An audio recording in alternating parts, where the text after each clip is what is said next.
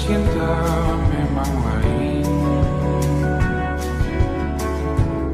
apalagi ada kamu di sini. Perhatian kepada Bapak dosen yang terhormat. Selamat datang di Ekspres Manajemen Keuangan. Saya Nabila Rahma Putri dengan NIM 1012494 sebagai masinis presentasi hari ini. Kereta akan segera melaju untuk membedah leverage operasional dan keuangan pada studi kasus PT KAI. Terima kasih dan selamat menikmati perjalanan Anda. Selamat datang di dunia di mana presisi waktu bertemu dengan perhitungan angka. PT Kereta Api Indonesia bukan hanya sekadar penyedia jasa transportasi, ia adalah sebuah mesin raksasa yang bergerak di atas perhitungan leverage. Mengapa KAI harus terus menambah jadwal perjalanan dan kenapa mereka sangat peduli dengan tingkat okupansi kursi?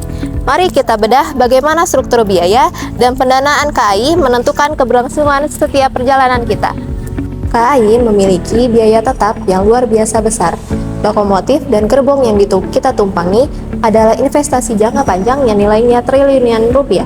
Biaya perawatan dan penyusutan aset ini tidak berubah, apakah kereta terisi penuh atau hanya separuh.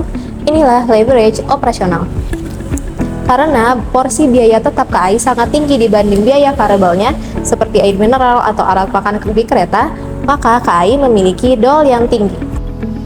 Artinya, setiap tambahan satu penumpang di kelas eksklusif atau ekonomi, laba operasional KAI akan naik jauh lebih cepat dibanding kenaikan biayanya.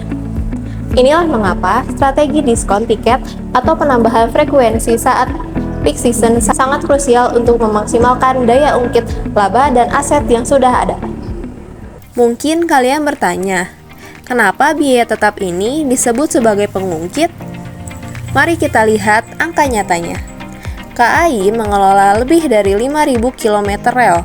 Bayangkan, meskipun tidak ada satupun kereta yang lewat di atasnya hari ini, rel itu tetap memuai, tetap butuh diperiksa, dan tetap mengalami penyusutan nilai secara akuntansi. Begitu juga dengan gaji puluhan ribu pegawai di stasiun seluruh Indonesia. Inilah alasan mengapa KAI sangat cerewet soal load factor atau tingkat keterisian penumpang. Jika satu rangkaian kereta memiliki kapasitas 500 kursi, biaya operasional untuk menjalankan kereta itu dari Jakarta ke Surabaya hampir sama, baik isinya 50 orang maupun 500 orang.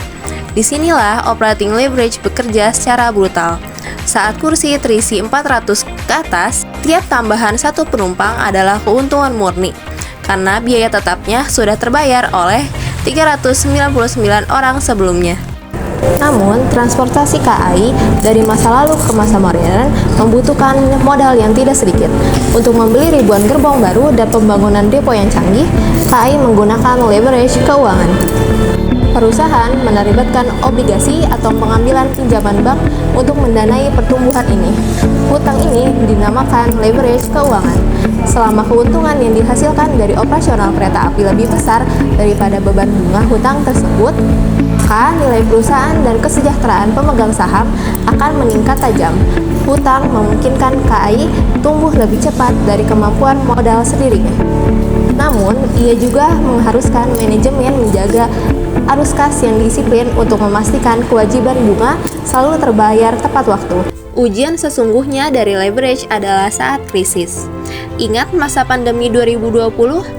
Itu adalah momen di mana pedang bermata dua ini menebas balik. Penjualan tiket turun hingga 90%. Tapi apa yang terjadi? Biaya tetap tidak ikut turun 90%. KAI tetap harus membayar bunga hutang obligasi dan merawat asetnya. Inilah resiko finansial leverage yang tinggi. Hutang yang tadinya adalah bahan bakar pertumbuhan, tiba-tiba menjadi beban yang menyasakan napas. KAI harus melakukan manuver keuangan yang luar biasa, negosiasi hutang dan efisiensi besar-besaran hanya untuk memastikan roda keuangan tidak terkunci total. Kejadian ini membuktikan bahwa manajemen leverage bukan soal seberapa cepat Anda berlari, tapi seberapa kuat Anda bisa bertahan saat mesin dipaksa berhenti. Ketika kita menggabungkan biaya operasional yang tetap dengan kewajiban finansial yang tetap, maka itu disebut total leverage. KAI berada dalam bisnis yang sangat sensitif terhadap kondisi ekonomi. Saat ekonomi tumbuh dan mobilitas warga meningkat, kombinasi leverage ini akan melipat gandakan laba bersih perusahaan. Namun, jika terjadi guncangan seperti penurunan daya beli masyarakat, beban tetap dari operasional dan hutang bisa menjadi tantangan yang nyata. Untuk menyeimbangkan resiko leverage yang tinggi, KAI tidak hanya mengandalkan tiket penumpang. Pernahkah Anda melihat kereta api barang yang sangat panjang mengangkut batu bara atau peti kemas? Itu adalah strategi diverifikasi bisnis. Angkutan barang memiliki struktur biaya yang berbeda dan pendapatan yang lebih stabil. Selain itu, KAI memaksimalkan pendapatan non-angkutan atau non-farebox, iklan di stasiun, penyewaan lahan untuk gerai kopi, hingga layanan digital. Pendapatan-pendapatan ini berfungsi sebagai bantalan agar perusahaan tidak terlalu limbung saat terjadi fluktuasi pada jumlah penumpang. Inilah cara cerdas mengelola total leverage, memperluas aliran pendapatan agar tidak semua beban bertumpu pada satu rel yang sama.